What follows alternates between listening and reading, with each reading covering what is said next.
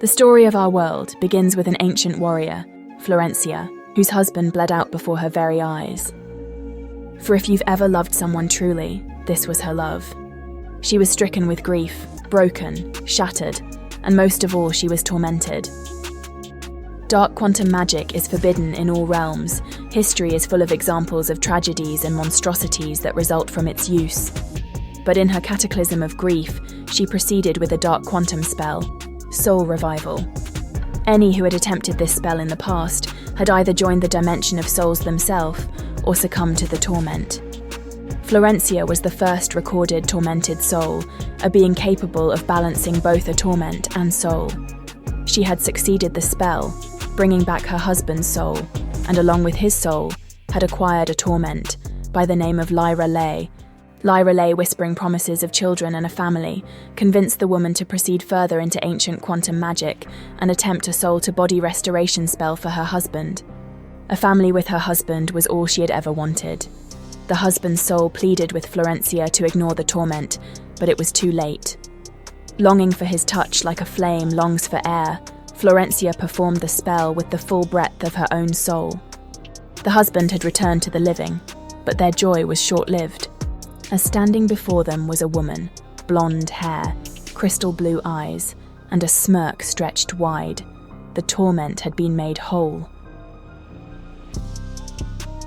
Lyra Lay, with her talent for persuasion, taught the world her spells. The fad swept over the magical guilds of the land. Soon she had formed the most powerful army the planet of Pawan had ever known, the Pupona.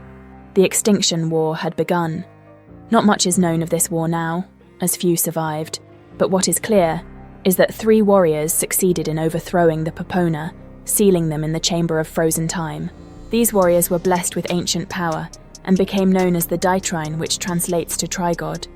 The Trigod War followed as the newfound god Iudex made a move to bring the world under his control and banish the remembered ancient magic from the world. The armies of Kiowan and Venox fought separately, losing battle after battle. The forces of Iudex were merciless, brutal, and unforgiving. The bloodshed was nearly to a close, with Kiowan and Venox both having fallen in battle to the masterful Iudex. His control of the world was all but assured. But as with many battles in history, one warrior's destiny had a different future in mind. In the darkest hour of the war, a young tormented soul was filled with rage over the death of her father.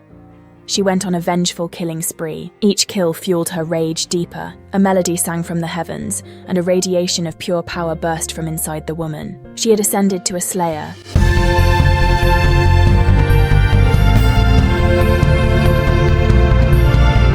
General Samantha united the remaining Kiowan and Venox forces under her command.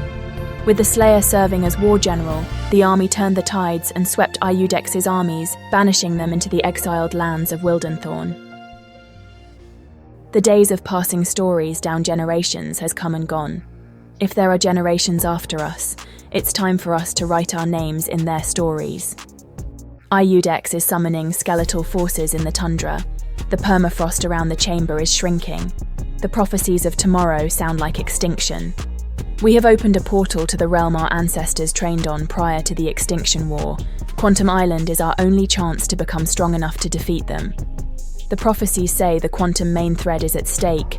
Every realm could be extinct if we fail, and we only get one chance. The Pupona are waking, and I will gladly slaughter them.